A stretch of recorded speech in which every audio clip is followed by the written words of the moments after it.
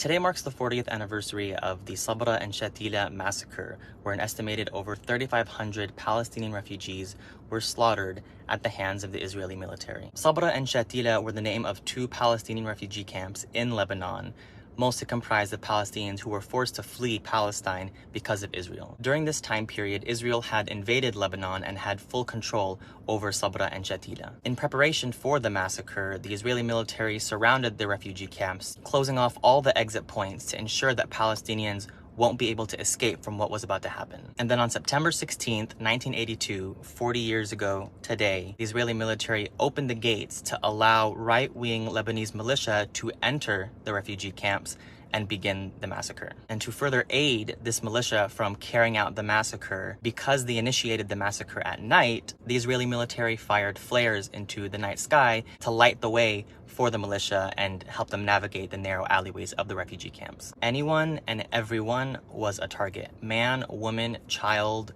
elderly, all slaughtered. They would execute them in their house, wherever they're standing. They would line them up out in the streets and execute them at once. They used fire, everything. This lasted for 3 days straight.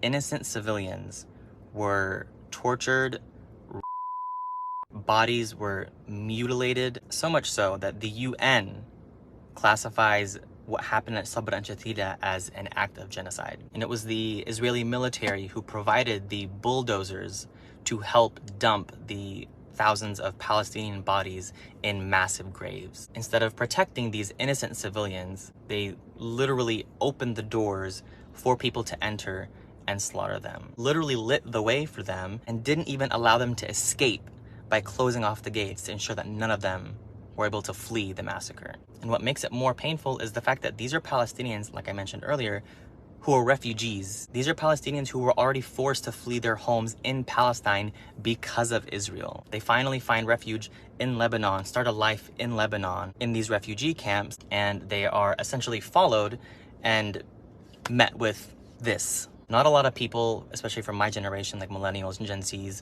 know about the Sabra and Shatila massacre, but I think it's really important, especially for Palestinians out there, for you guys to know this part of our history. So never forget, Sabra and Shatila.